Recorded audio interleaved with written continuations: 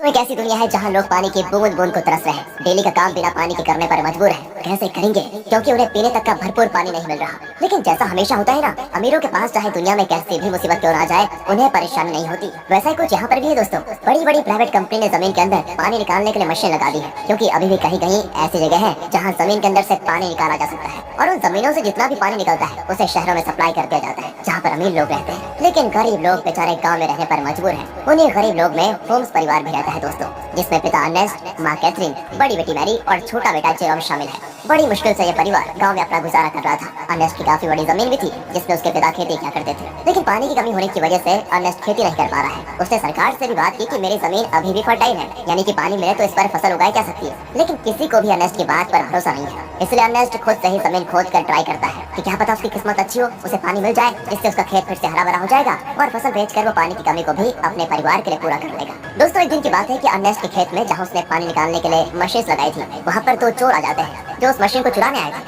Ernest तुरंत ही gun लेकर वहाँ पहुँचता है और चोरों को जैसे ही पता चलता है कि अर्नेस्ट यहाँ पर आ चुका है, वो लोग बहाना करने लगते हैं कि हम तो बहुत दूर से आए हैं, थोड़ा पानी मिल जाता तो आपकी मेहरबानी होती। और दोस्तों, तभी वो चोर मौका देखकर अपने पास रखी गन निकाल लेते हैं ताकि अर्नेस्ट को शूट कर पाए। लेकिन अर्नेस्ट का पारा तो ऐसे चोरों से डेली पड़ता था, इसलिए वो तुरंत ही उनके शॉट करने से पहले ही गन चलाकर उन्हें वहीं पर ढेर कर देता है। देखा दोस्तों, ऐसा हाल हो गया है पानी के लिए कि एक दूसरे की जान लेने पे तुले हुए हैं लोग। अर्नेस्ट अपनी मशीन को चेक करने आता है, लेकिन बेचारे को पता चलता है कि यहाँ से जो थोड़ा बहुत पानी निकलता था वो भी खत्म हो चुका है। इसका मतलब कि अब उसे दूसरी जगह फिर से गड्ढा खोदकर मशीन लगानी होगी ताकि वहाँ से पानी निकाला जा सके। अर्नेस्ट अब जेरोम के साथ वाटरमैन के पास जाता है। दोस्तों, वाटरमैन ऐसे लोगों का ग्रुप है जो प्राइवेट कंपनी के लिए काम करते हैं, बड़ी बड़ी मशीनों को लगाना ताकि अंदर से पानी निकाला जा सके, और ये पानी शहर में सप्लाई किया जाता है। वैसे अर्नेस्ट इन लोगों को शराब या खाने पीने की चीजें डिलीवर करने का काम करता है। वो शहर से सारी चीजें अपने गधे पर लाद कर लेकर आता है और इन वाटरमैन को दे देता है। उन्हीं वाटरमैन में मैक्स नाम का एक आदमी भी शामिल है, जिससे अर्नेस्ट की थोड़ी अच्छी पहचान होती है। अर्नेस्ट मैक्स से कहता है कि देखो भाई, तुमने यहाँ बड़ी मशीन लगाने का काम शुरू कर दिया है। यहाँ से थोड़ी दूर मेरा खेत है जहाँ पानी आता था वैसे,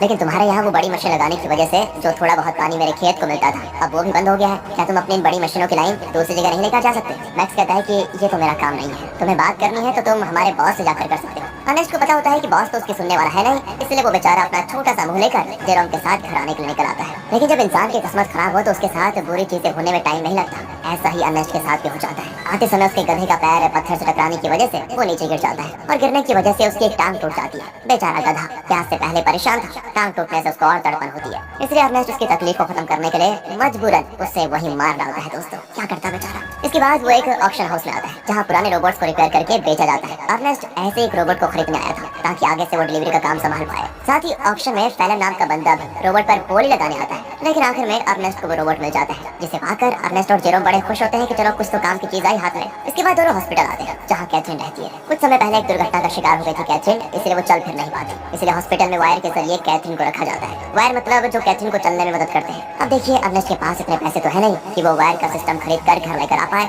इसलिए वो और उसके परिवार के लोग हॉस्पिटल में ही कैथरीन से मिलने आया जाया करते हैं। अब हॉस्पिटल के बाहर अर्नेस्ट की मुलाकात रॉबी नाम के बंदे से होती है, जो अर्नेस्ट का बढ़िया दोस्त है, काफी ज्यादा करीबी है। उसके पास तो रहने के लिए घर तक भी नहीं है, साथ ही वो दिमाग से भी थोड़ा कमजोर है। इसलिए अर्नेस्ट उसके पास जो थोड़ा बहुत पानी होता है वो रॉबी और उसके परिवार को दे देता है, क्योंकि भले अर्नेस्ट के पास भी पानी की कमी है, लेकिन बंदे का दिल बहुत बढ़िया है यार। अब वहाँ से अर्नेस्ट जैसे घर आता है ना, उसके पास फैलन पहुँच जाता है, जो उससे कहता है कि मुझे तुम्हारा रोबोट चाहिए, कुछ जरूरी काम है। अर्नेस्ट को पता था कि फैलन एक नंबर का बदमाश आदमी है, वो रोबोट वापस करने में नाटक करेगा। इसलिए दोस्तों, अर्नेस्ट रोबोट देने से साफ मना कर देता है। साथ ही दोस्तों, मैं आपको बता दूं कि फैलन और अर्नेस्ट की बेटी मैरी का एक दूसरे के साथ चक्कर चल रहा है। अर्नेस्ट ने कई बार मैरी को समझाया कि वो फैलन से दूर रहे, वो अच्छा इंसान नहीं है, लेकिन मैरी है कि सुनने को तैयार ही नहीं होती। फैलन की वजह से वो तो अपने पिता से भी नफरत करने लगी है। बताओ दोस्तों, माँ बाप कभी गलत होते हैं क्या? जो बच्चे माँ बाप की बात नहीं मानते उनके साथ तो बुरा होता ही है। कहीं मैरी के साथ भी कुछ बुरा ना हो जाए। खैर, आगे देखते हैं। अगले सीन में अर्नेस्ट एक और जगह गड्ढा खोद रहा होता है, इस उम्मीद में कि शायद वहाँ से कुछ पानी निकल जाए, लेकिन बड़ी मशीनों के पाइपलाइन के कारण आसपास का पूरा इलाका सूखा पड़ चुका था। इसलिए अर्नेस्ट को यहाँ भी निराशा का सामना करना पड़ता है। साथ ही गड्ढा खोदने के दौरान अर्नेस्ट जेरोम से बात कर रहा होता है। वो कहता है, जब मैं शहर गया था वहाँ मैंने एक लड़की को देखा, इसके बाद तो छोटे हैं लेकिन देखने में बहुत सुंदर है। तुम तो बेटा बड़े हो चुके हो, कहो तो तुम्हारी बात करवा दो उससे। मैं नहीं जानता कि इस हालत में हम कब तक जिंदा रह पाएंगे, इसलिए हमारे पास जो भी पल बचे उन्हें अच्छे से जी लेना चाहिए हमें। और दोस्तों, ऐसे ही बात बेटे आपस में बात करते हुए कुछ टाइम एक दूसरे के साथ बढ़िया तरीके से बिताते हैं। इसके बाद अर्नेस्ट जैसे ही घर आता है, मैरी उससे कहती है, मुझे पैसे चाहिए पापा, मैं फैलन के साथ जा रही हूँ, मुझे यहाँ पर बहुत घुटन हो रही है। अर्नेस्ट कहता है, घुटन हो रही है? मैंने बचपन से तुम्हें पाल पोस के बड़ा किया, सब कुछ देने की कोशिश की तुम्हें, और फिर भी तुम ऐसी कैसी बातें कर रही हो? मैरी तो ऊपर से जवाब देती है, कहती है हम यहाँ पर जी रहे, सर्वाइव कर रहे हैं और मुझे ऐसी जिंदगी चाहिए ही नहीं। अर्नेस्ट के लाख समझाने पर भी जब मैरी नहीं मानती तो अर्नेस्ट मैरी को कमरे में बंद करके खिड़कियों पर कीड़े लगा देता है ताकि वो फेलन से मिल ना पाए। अब अर्नेस्ट जैसे सप्लाईज देने के लिए शहर जाने वाला होता है तभी उसको पता चलता है कि रोबोट गायब है। ये देखकर उसकी हालत खराब, वो परेशान हो जाता है। वो समझ चुका था कि ये काम तो फेलन के अलावा कोई दूसरा कर नहीं सकता। वो वहाँ से तुरंत वाटरमैन के पास आता है ताकि उनसे पूछ सके कि क्या फेलन यहाँ पर आया था कि नहीं। और वहाँ पर आते ही मैक्स और बाकी वाटरमैन मिलकर अर्नेस्ट पर धावा बोल देते हैं दोस्तों, और जमकर उसकी पिटाई करने लगते हैं। उनका कहना होता है कि तुमने हमारी सप्लाई चुराई जो हमारी मेहनत की कमाई थी, जिसे तुमने शायद कहीं और बेच दिया होगा। अर्नेस्ट कहते हैं अरे ये क्या कह रहे हो तुम, मैं खुद यहाँ तुमसे पूछने आया था कि क्या फेलन मेरा रोबोट लेकर यहाँ आया था या नहीं, लेकिन उल्टा तुम लोग मुझे ही मार रहे हो। दोस्तों अर्नेस्ट यहाँ पर समझ चुका था कि जरूर फेलन ने शहर से मेरे बदले सप्लाईज ले ली और उसे वाटरमैन को देने के बजाय चुराकर कहीं और लेकर चला गया। इसलिए दोस्तों अर्नेस्ट जैसे तैसे वाटरमैन से पीछे छुड़ाकर फेलन को ढूंढने के लिए निकल जाता है, जो उसे मिल भी जाता है। साथ ही अर्नेस्ट का शक भी सही था, उसने ही सप्लाई चुराई थी दोस्तों, जिसे वो बड़े आराम से खा पी रहा था। इसलिए अर्नेस्ट गन पॉइंट पर लेकर फेलन को डरा देता है और उसे वाटरमैन के पास ले जाने लगता है, ये बताने के लिए कि सप्लाईज मैंने नहीं फेलन ने चुराई थी। आगे बढ़ते हुए दोनों काफी ज्यादा थक चुके थे। अर्नेस्ट सबसे ज्यादा थक चुका था और साथ ही साथ उसका पानी भी खत्म हो चुका था। इसीलिए दोस्तों फेलन अर्नेस्ट को बहकाने की कोशिश करता है कि मैंने सप्लाईज के थोड़े शराब पी ली थी और थोड़ी बची है, मेरी मानो तो बची हुई शराब हम दोनों आधा आधा बांट कर पी लेते हैं। ज्यादा से ज्यादा वाटरमैन क्या करेंगे, मुझे मारेंगे ना, लेकिन अगर हमने पिया नहीं तो हम प्यास से जरूर मर जाएंगे। इस पर अर्नेस्ट मान जाता है, लेकिन जैसे ही वो फेलन को रस्सियों से आजाद करता है फेलन उस पर ही हमला कर देता है। बेचारा अर्नेस्ट पहले से ही थका हुआ था और मार खाने की वजह से उसका काफी ज्यादा खून बहने लगता है। इसके बाद तो फेलन जबरदस्ती बाकी सारी शराब अर्नेस्ट के मुंह में डाल देता है ताकि जब वाटरमैन उसे देखे तो उन्हें यकीन हो जाए कि अर्नेस्ट ने ही सप्लाई चुराई थी और उसी ने उनकी शराब पी ली। इतना ही नहीं दोस्तों, फेलन अर्नेस्ट को मार मार कर रोबोट के साथ ही रस्सी से उसको बांध देता है ताकि दुनिया को लगे कि रोबोट ने आउट ऑफ कंट्रोल होकर अर्नेस्ट पर हमला कर दिया, जिससे उसकी जान चली गई। और होता भी ऐसा ही है, बेचारा अर्नेस्ट मारा जाता है दोस्तों। और सभी लोगों को लग रहा था कि रोबोट ने अर्नेस्ट की जान ली। दोस्तों हमेशा अच्छे लोगों के साथ बुरा ही क्यों होता है यार। अगले सीन में जेरम अपने पिता को खोने के बाद बहुत उदास बैठा होता है। वो सारा गुस्सा रोबोट पर उतार कर उसे तोड़ने की कोशिश कर रहा होता है, क्योंकि अभी तो उसने ये मान लिया है कि रोबोट ने उसके पिता की जान ली। लेकिन हम सब जानते हैं कि सच्चाई क्या है। तब वहाँ पर फेलन आकर जेरम से कहता है रोबोट को तोड़कर क्या मिलेगा, ये आगे चलकर हमारे काम आएगा, इसलिए इसको तोड़ो मत और तुम चिंता मत करो, मैं हूँ ना, मैं तुम्हारे परिवार को संभाल लूंगा, तुम्हारे और मैरी का अच्छे से ख्याल भी रखूंगा। बताओ दोस्तों, कातिल मसीहा बनने की कोशिश कर रहा है। अगले सीन में दिखाते हैं कि फेलन मैक्स के पास आकर कहता है मुझे पानी की एक पाइपलाइन चाहिए ताकि उसकी मदद से मैं अर्नेस्ट की जमीन पर खेती कर सकूं। मैक्स कहता है मैं क्या तुम्हारा कोई नौकर हूं, जो तुम कहोगे और मैं कर दूंगा। तो फेलन उससे कहता है कि अच्छा तुम्हें मानना पड़ेगा दोस्त, मानना पड़ेगा। वो दोस्तों उसका चाकू दिखाते हुए कहता है ये चाकू तो याद है तुम्हें, उस दिन जब सप्लाईज लेकर तुम लोगों ने अर्नेस्ट पर हमला किया था, तब ये चाकू अर्नेस्ट ने तुमसे ले लिया था और मुझे ये चाकू उसकी बॉडी के पास मिला जिसमें तुम्हारा नाम लिखा हुआ है। सभी जानते हैं कि मरने से एक रात पहले सप्लाईज लेकर तुम्हारी और उसकी लड़ाई हुई थी। तो मैं क्या सोच रहा था कि मैं जाकर सभी को ये बात बता देता हूँ कि लड़ाई के दौरान तो मैक्स अर्नेस्ट को नहीं मार पाया, लेकिन अगले दिन जब उसे मौका मिला तो उसने अर्नेस्ट को मार दिया और आरोप डाल दिया रोबोट पर। यह सुनकर मैक्स घबरा जाता है और फेलन की बात मानते हुए कंपनी से छुपाकर एक सीक्रेट पाइपलाइन अर्नेस्ट के खेत में चालू करवा देता है, जिससे दोस्तों खेत को पानी मिलना शुरू हो जाता है। सभी बड़े खुश होते हैं कि यहाँ पर फिर से खेती हो सकेगी। फेलन दोस्तों डेली हल जोतता है ताकि फसल उगा पाए। देखते देखते उसकी मेहनत रंग ला जाती है और खेती में चारों तरफ फसल उगने लग जाती है, जिसे देखकर जेरोम और बाकी सभी बड़े खुश होते हैं। साथ ही फेलन और मैरी रिलेशनशिप में भी थे, इस वजह से मैरी प्रेग्नेंट हो चुकी थी, इसलिए उन दोनों की शादी करवा दी जाती है। शादी से फेलन बड़ा खुश था, लेकिन अंदर ही अंदर उसे ये भी याद आ रहा था कि ये सब अर्नेस्ट का था जो उससे मैंने छीन लिया। आज वो जिंदा होता तो ना ही मैरी से उसकी शादी होती और ना ही ये खेत उसे मिलता। अर्नेस्ट के मरने के बाद फेलन ने उसकी सारी चीजों को दोस्तों अपना लिया होता है, लेकिन ये इंसान यहाँ पर भी नहीं रुकेगा। अभी आप इसके पाप देखिए कितना करता है ये।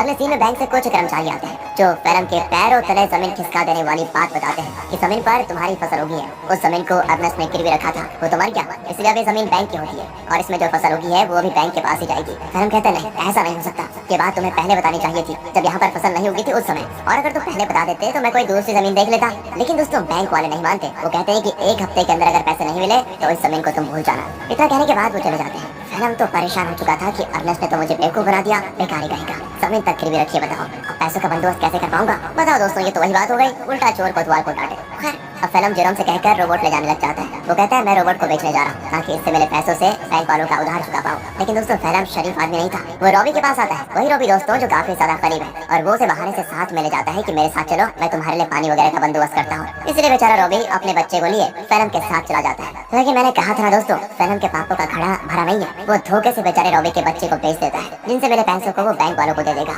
अब इसकी खबर जैसे रॉबी को लगती है, वो फेलन से झगड़ा करने की कोशिश करता है, लेकिन जहाँ पर फेलन ने बच्चे को बेचा था वहाँ झगड़ा झगड़ा वगैरह करने का रोल नहीं होता। बच्चा बिक गया तो डील कभी नहीं टूटेगी, इसलिए वो बदमाश लोग रॉबी को शूट करके मार देते हैं दोस्तों। साथ ही वो फैलम को भी शूट करने की कोशिश करते हैं, क्योंकि उन्हें तो लगा था कि फैलम रॉबी की परमिशन के साथ उसके बच्चे को बेच रहा है। इसलिए फैलम जैसे तैसे अपनी जान बचाकर दोस्तों वहाँ से भाग ही जाता है। साथ ही वो रोबोट को वहीं छोड़ देता है, क्योंकि उसे जेरोम को भी तो बताना है कि ये पैसे बच्चे को बेचकर नहीं बल्कि रोबोट को बेचकर आए हैं। क्या कहे दोस्तों, कितना बुरा आदमी है यार फैलम। तभी तो दोस्तों अर्नेस्ट अपनी बेटी मैरी को मना कर रहा था इसके साथ रहने के लिए। अगले सीन में बैंक को पैसा देने की वजह से जमीन फिर से फैलम की हो जाती है, तो वहीं रोबोट आगे बढ़ते हुए अपने ओरिजिनल ओनर के पास जाने के लिए निकल पड़ता है, क्योंकि जब वो बदमाश लोग फैलम और रॉबी को शूट कर रहे थे तो कुछ गोली रोबोट को भी लग गई थी, जिससे हुआ ये कि रोबोट की डिफॉल्ट सेटिंग ऑन हो गई और इसीलिए वो अपने ओरिजिनल ओनर के पास जा रहा है, जो कि शहर में रहता है और ओनर का नाम है कैल्विन। वो जैसे उस रोबोट को देखता है तो बिल्कुल हैरान हो जाता है कि ये किसका रोबोट घूमकर वापस मेरे पास आ गया। उस रोबोट पर दोस्तों अर्नेस्ट का नाम लिखा हुआ था, इसलिए कैल्विन रेडियो के जरिए अर्नेस्ट से संपर्क करने की कोशिश करता है ताकि वो आगे आए और अपने रोबोट को वापस लेकर जाए। जेरोम तो जैसे रेडियो को ऑन करता है तो बिल्कुल हैरान हो जाता है कि फैलम ने तो कहा था कि उसने रोबोट को बेच दिया,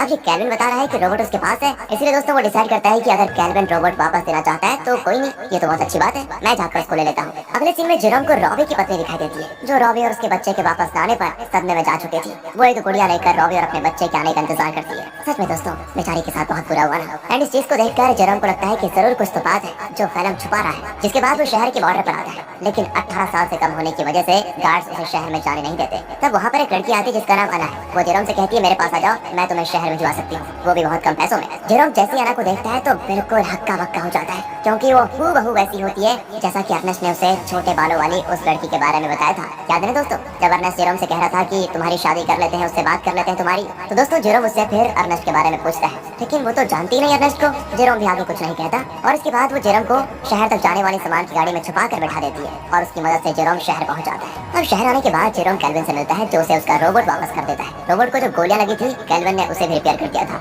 साथ ही उसने रोबोट की सेटिंग भी सही कर दी थी। तब जेरोम जैसे ही रोबोट को ध्यान से देखता है तो पता चलता है कि इसमें तो कैमरा लगा हुआ है, जो कि लेजर बीम की मदद से वीडियो रिकॉर्ड करता है। वीडियो साफ रिकॉर्ड नहीं होता, लेकिन इतनी क्लियर जरूर होती है कि उसे देखा जा सके। और तब उन वीडियोस में जेरोम को उसके अर्नेस्ट के साथ बिताए हुए पल दिखाई देते हैं, जिन्हें रोबोट ने रिकॉर्ड कर लिया था। उन्हीं वीडियो में दोस्तों वो वीडियो भी होती है जब फैलम अर्नेस्ट को मार रहा था और रस्सी से बांधकर उसे रोबोट के साथ जोड़ दिया था। इस चीज को देखकर जेरोम को एकदम से सदमा लगता है। उसे सच्चाई का पता चल चुका था कि उसके पिता का मरना कोई एक्सीडेंट नहीं था, बल्कि फैलम की सोची समझी साजिश थी। इसलिए वो रोबोट को लेकर वापस घर आ जाता है और आते ही फैलम को ये नहीं बताता कि उसको सब कुछ पता चल गया है, क्योंकि अगर मैरी को मालूम पड़ा कि ये सब फैलम ने किया तो वो तो सदमा बर्दाश्त नहीं कर पाएगी। ऊपर से वो प्रेग्नेंट भी है। इसलिए जेरोम एक प्लान बनाता है। वो फैलम से कहता है कि मैंने रेडियो पर सुना कि रॉबी तुम्हें बुला रहा है। अब ये सुनकर फैलम परेशान कि रॉबी तो मर चुका है, ये कौन सा रॉबी बुला रहा है। इसलिए वो कहता है कि शायद वो कोई दूसरा फैलम होगा जिसके लिए वो रॉबी बोल रहा है। अब प्लान फेल होता देखकर जेरोम एक लेटर लिखता है फैलम को, ताकि फैलम को ऐसा लगे कि ये लेटर रॉबी ने भेजा है और वो उसे उसी जगह पर बुला रहा है जहाँ पर अर्नेस्ट मरा था। लेटर देखकर फैलम समझ चुका था कि कुछ तो गड़बड़ी है, मुझे वहाँ पर जाकर देखना ही पड़ेगा। इसीलिए वो उसी जगह पर जाता है जहाँ पर उसने अर्नेस्ट को मारा था। आगे बढ़ते हुए उसे जमीन पर बना हुआ गड्ढा दिखाई नहीं देता और गलती से वो उसे गड्ढे में गिर जाता है, जहाँ गिरने से उसका पैर टूट चुका था और वो मदद के लिए चिल्ला रहा होता है। तब वहाँ पर जेरोम गन लेकर आता है। उसे इतने गुस्से में देखकर फैलम समझ जाता है कि जेरोम को सब कुछ पता चल चुका है और ये सारा प्लान जेरोम का ही था। तो फैलम जेरोम को बहलाते हुए कहता है, देखो जो हुआ मैं उसके लिए शर्मिंदा हूँ, मुझे माफ कर दो, लेकिन देखो मैंने मैरी और तुम्हारे कितना अच्छे से ख्याल रखा, अगर मुझे कुछ हुआ तो मैरी ये सदमा बर्दाश्त नहीं कर पाएगी, इसलिए मुझे जाने दो। लेकिन जेरोम उसकी एक नहीं सुनता और सीधे फैलम को शूट करके मार डालता है। इसके बाद वो रोबोट की मेमोरी भी रेज कर देता है ताकि कभी मैरी ये सब कुछ देख ही ना पाए। वो नहीं चाहता कि मैरी कभी कुछ इसका सच जाने। कुछ दिन गुजर चुके थे। फैलम के घर आने पर मैरी बहुत परेशान होती है। जेरोम कहता है कि वो अच्छा इंसान कभी था ही नहीं, तुम्हें छोड़कर वो भाग गया। और ये सुनकर मैरी एकदम उदास हो जाती है और अपने दिल से फैलम के लिए प्यार खत्म कर देती है दोस्तों। उल्टा वो उससे नफरत करने लगती है। जेरोम ने बड़ी शांति से अपना बदला ले लिया। इसके बाद जेरोम और मैरी घर चलाना शुरू करते हैं, क्योंकि खेत उन्हें मिल चुका था। उन्हीं फसल को बेचकर वो पैसे जमा करेंगे ताकि अपनी माँ को हॉस्पिटल से घर लेकर आए। और इसी मिक्स फीलिंग के साथ दोस्तों ये मूवी यहाँ पर खत्म होती है। बाकी अगर आपको वीडियो अच्छी लगी हो, एक्सप्लेनेशन अच्छा लगा हो तो लाइक कीजिए।